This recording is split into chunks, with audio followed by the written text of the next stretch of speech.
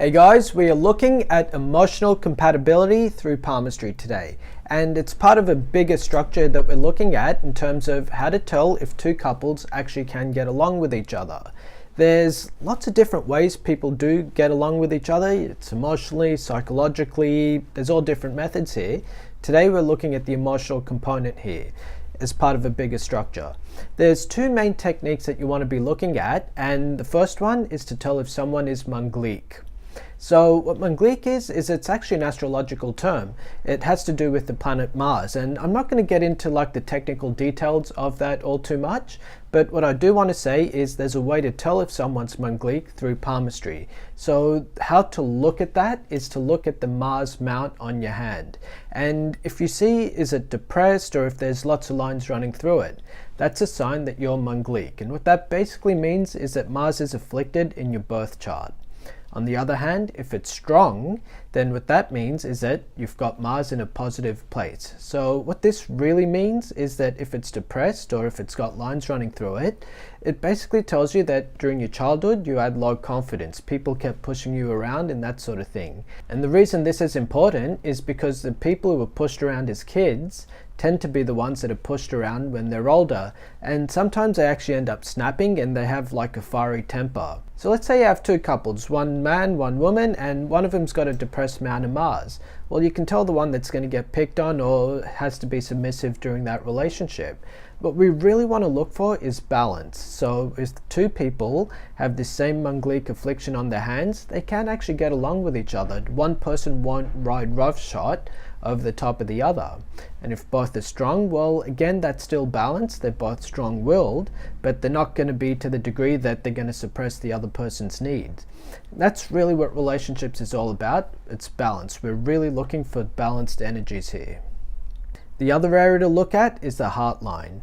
And the heart line, that rules your emotions. And again, when you're looking for emotional compatibility, you've really got to look at this area. And in astropalmistry, that rules Venus. So you know how they say men are from Mars, women are from Venus?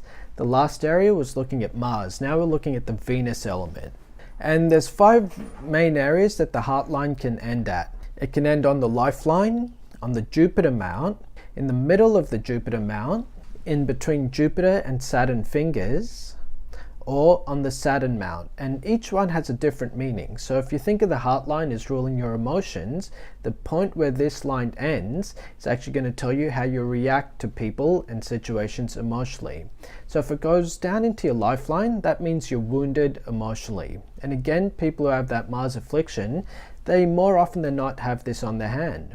When it ends right on the Jupiter mount, that's actually a pretty good sign. That one, along with if it ends in the middle of the Jupiter mount, that's a sign of emotional balance and also spiritual strength too. And if it ends in between the fingers of Jupiter and Saturn, that's still a pretty good sign. It means that you're caring and you're compassionate towards other people. The issue is when this ends right underneath the middle finger. What that means is that you're more driven by work to fulfill yourself emotionally than you are by other people.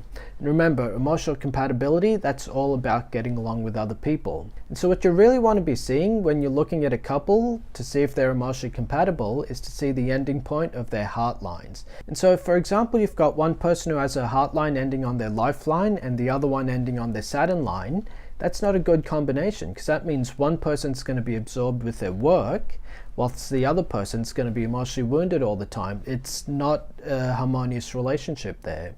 If you have any combination of the heart line ending with the Jupiter mount, that's still pretty good. You can work with that. But when you get either of these extremes with either the lifeline or the Saturn mount, you got to be wary there.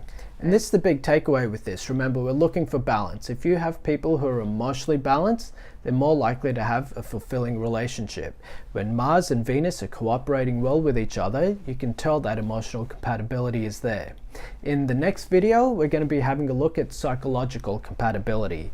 And we're going to do a whole series of these videos to tell if you are compatible with someone else, or if you as a palmist reading the hands of a couple can tell if they get along with each other or not.